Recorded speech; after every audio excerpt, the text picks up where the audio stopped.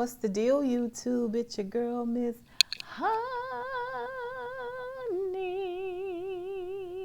Welcome back to the channel, you guys. We are here to talk about Married to Medicine. This was the season finale. Next week begins a 3-part reunion.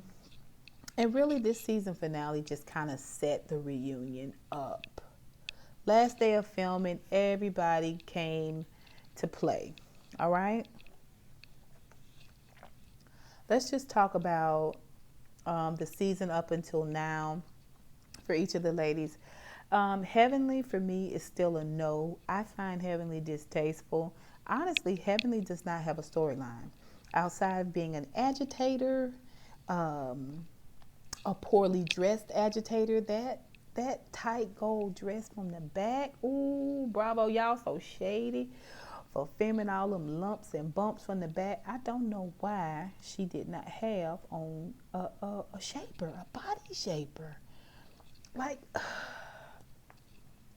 Heavenly, you've got to stop dressing yourself. You've got to get someone to come over and help you get yourself, pull your outfits together and pull you together, girl. You can't keep taking this into your own hands. It's one thing to behave badly, but to behave badly and be dressed poorly as well, you just open yourself up to all types of ridicule. And Mariah's the girl for you. Mariah is the girl for you when it comes to that. But Mariah been laying real low this season. She hasn't been hitting as hard with Heavenly. She definitely been coming for Quad, but we're going to get on that. We're going to talk about that. Then let's talk about Quad. Again, Heavenly doesn't really have a storyline. I don't understand why Quad did good this season. I like Quad. She's had her moments, but for the most part, she's just kind of been playing it by ear, doing her own thing, maintaining her Married to Medicine lane, keeping her nose clean, keeping her comments to herself. For the most part, you know, she's had a couple of jokes here and there, but she hasn't been as demonstrative as she normally is. She no longer comes in the room, you know, in the same way that she did first and second. Yes, Miss Quad is here, Miss Quad. A lot of that had to do with Mariah. So I was feeling Quad this season. She kind of set herself back a little bit, sitting there at the housewarming party. And talking about Mariah's drug tests and falsified documents. I'm like, we went through this whole season, and now you bring it up like we like 18, 20 episodes in. And now you want to bring up that you think it was falsified. That's something you heard. And I was like, come on, sis. First of all, I call foul on you and Mariah. But first, let's talk about Mariah. Mariah, the foot, and the lake. Enough already. Like, I'm sick of the foot. I'm sick of the lake situation when you act like you need some sort of protection. You only need protection, sis, if you came to fight. If you came to fight, then yeah, you do need protection. But if you came to bring peace and joy and love and authenticity, that's what you're going to get back. This is not that group of girls. This is not that group of girls. Now, you might get shaded. You might catch a couple of digs, but for the most part, you don't need nobody to fight for you. You don't need nobody to speak for you. Okay? It's weird that you keep dragging your sister everywhere. Where is your husband? And I like Aiden and Mariah's relationship. I do. But anytime Damon can get off and Aiden can't, something is going on. Something is going on. So I'm inclined to believe that you are bringing Lake around to manipulate, like Contessa said, and to antagonize.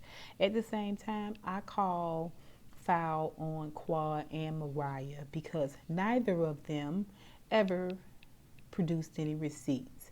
Neither of them ever produced anyone else that could validate what they were saying. And I'm thinking to myself, why hasn't anybody in the blogs went and dug up the ex-husband? Lake's ex-husband. Why hasn't Quad surfaced with someone that could validate what she's saying?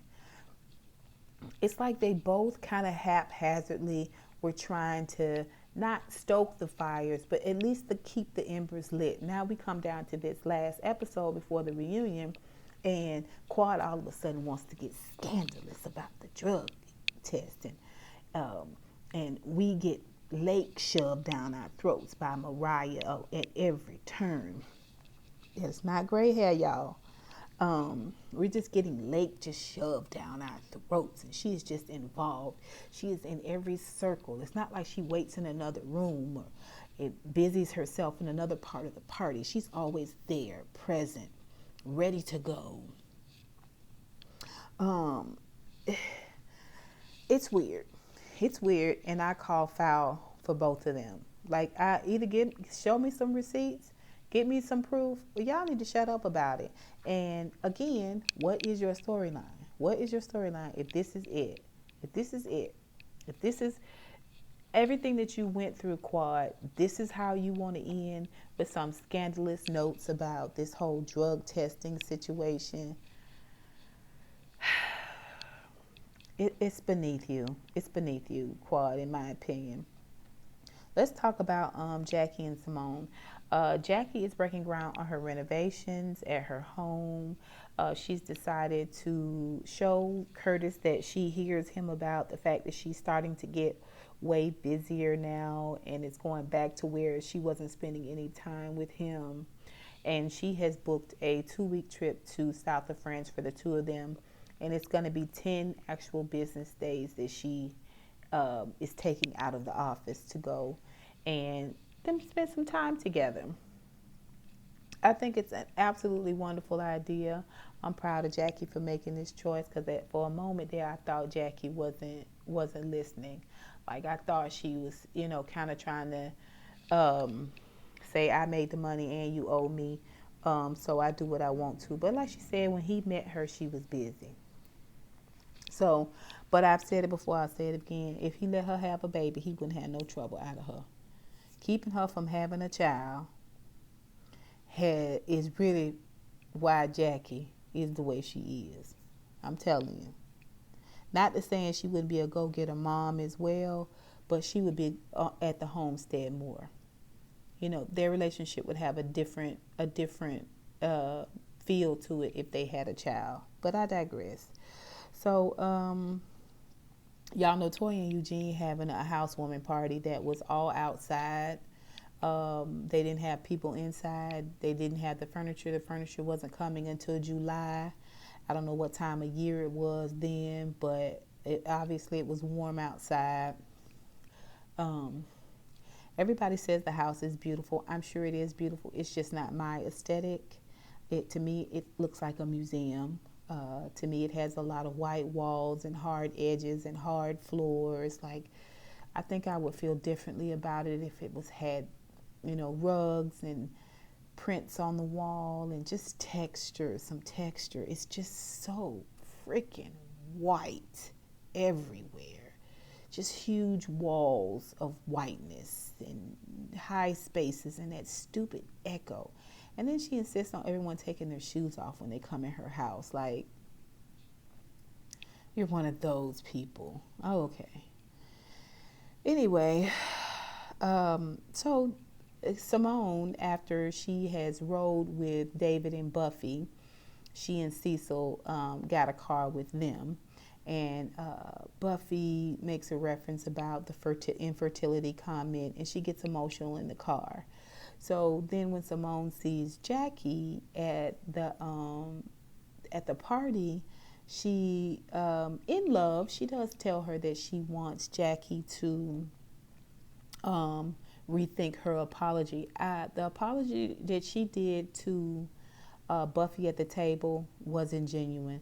The re-apology that she did when she and Buffy were on the beach, I think Jackie meant, I'm sorry, I didn't know, I shouldn't have done it that way, I apologize. At the same time, I think she made up in her mind that she didn't want to deal with Buffy, that Buffy wasn't somebody that she could be cool with. And instead of Simone approaching it from the perspective of, I know you apologize and that's really great, but she is really hurting. What can we do? What do you think we can do? just to meet her in this place. And instead of, you got to apologize again, because now Jackie feels like her apology, however she presented it, wasn't enough. Like, it was the wrong approach for Simone to take. And I think it kind of made Jackie question Simone as her friend. Like, Simone, you've known me for 20 something years, and you didn't know this. Like you know, if I said I'm sorry, and we just need to move on. Like, you know better than this. So but there's a common denominator through all of this that we're going to talk about at the end of this at the end of this review. So she goes and gets Buffy and brings Buffy back to Jackie. She tells Jackie, "You stay right there, don't you move." And Jackie was like, "Well, I'm not afraid of her. I'm not afraid of conversing with her. I just have already apologized." This is what Jackie is thinking, and rightfully so. Simone goes to get Buffy, brings Buffy over, and now Jackie does this super, super formal, very clear, very concise apology. She covers all the bases.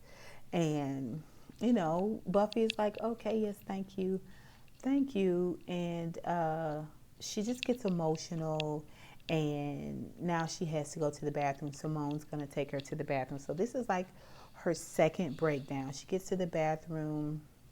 She's having this other breakdown. She's in the corner, and they go get David. David comes in to where she is in the bathroom, and she falls into his arms and just begins to wail and wail. And she's at this place that we used to do as kids, where you just be so upset, and everybody's like, you gotta bring it down so we can understand. Like, she is in a little bit of a depression. Like, she's inconsolable. Really, she should never have come. But now that you see that you're in this place where there's nothing that Jackie could have done for her. There is no apology. There's nothing Jackie could have said to her. It's above Jackie at this moment. She is in a place where there was this wound and it was ripped off. And because she did not take care of it right away, now it has gotten infected, and we can all smell it. You know what I mean? And she is in the throes of pain and delusion and delirium in the middle of it all. And she is just, there's nothing you can say to her. You can't say, "Pass the coffee." You can't say, "May I please have some salt?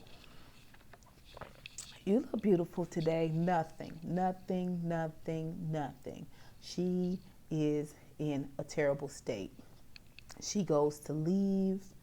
Toya comes and gets her and says, "Come back. You haven't seen the closet." She goes back. At the moment, she's a woman. She was like, "Closet? Maybe closet will help." This is the manicness of it. At that moment, she should have gone ahead and left.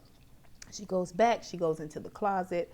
By this time, the other ladies are kind of aware. Everybody except Heavenly and Quad. Heavenly and Quad are upstairs devising a plan to be relevant for both the reunion and next season. Okay? And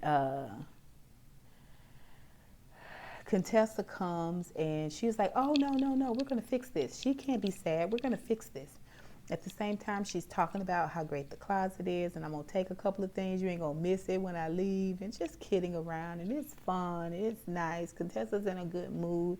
Her and Scott are in a good place. They've agreed they need to get a nanny before she even tries to finish out this next semester, and that will help ease some of the tension. He has agreed to bring the kids up there. It's kind of like a weekend getaway, as opposed to her running back and forth all the time. She's in a great, great space. And like Simone, she's had a little bit to drink, right? So when she gets down there,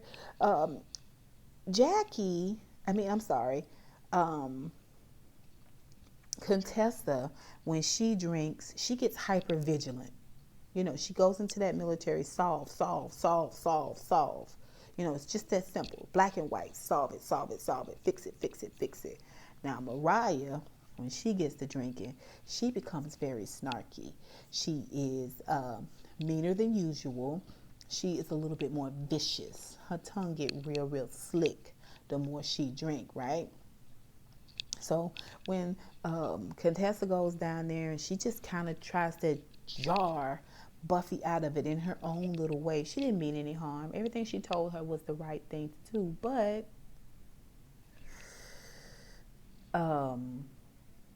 it was a lot for Buffy. Buffy was already in this real super tender place. Like the cut and the infection, you can't even blow on it without her wincing in pain. And she lashes out at Contessa. My feelings are valid. Of course your feelings are valid, honey. Yeah, but you know what I'm saying?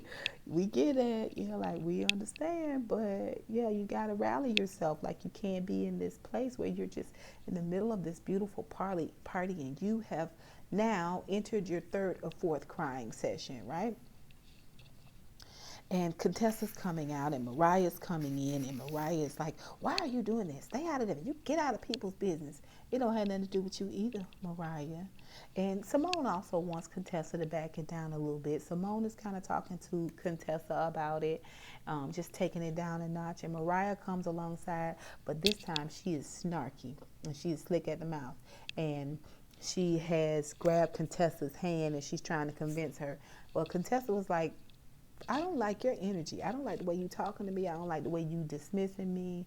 I don't like the way you accusing me of trying to hurt her when I'm just trying to help Buffy. Let go of my hand. I can calm down. I can quiet down. She is on 10, but I think it's the booze, right? Just like Mariah. Mariah is drunk too. And she let go of my hand. You can let go of my hand. I can stop yelling and you can let go of my hand. And the booze, Mariah tries to hold on to it. And Contessa was like, boom. And Mariah was like, oh, okay. You for real, right? Contessa walks off and swings her hair. And Mariah said something about a horse. I ride horses. I don't wear them. And she starts slapping on the counter in the closet. Like, they had all, Simone going to Jackie was a product of Simone having too much to drink.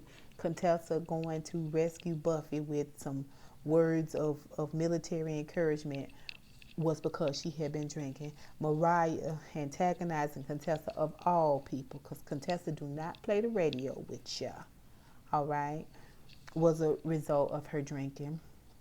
And then Contessa, the whole crowd moves out. Buffy ends up leaving and boo-hoo crying up the sidewalk and goes to get in the car. Her and David leave.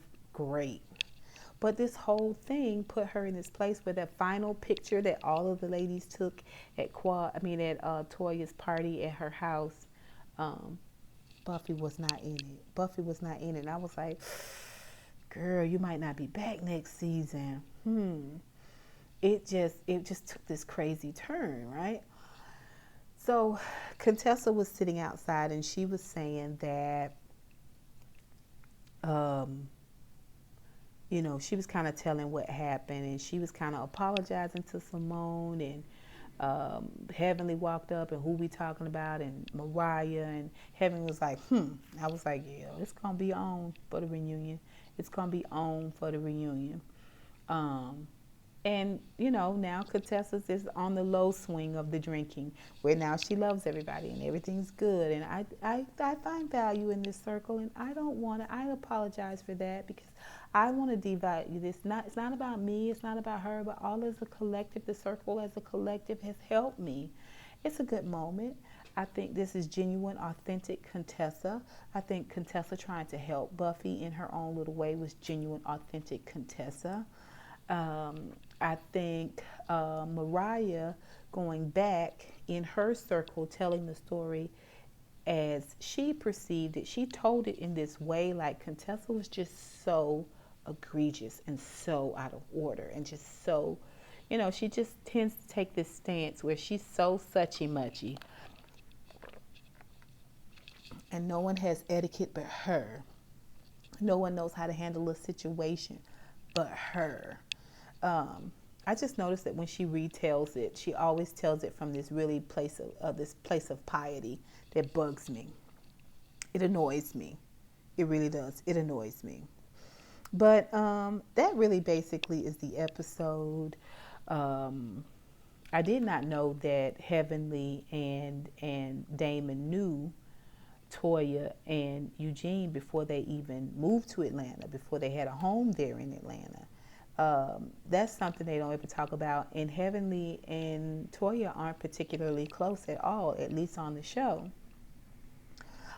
This episode just kind of proved that the reunion is really, really, really going to be lit. We know that Simone and Dr. Jackie have kind of fallen out, their issues.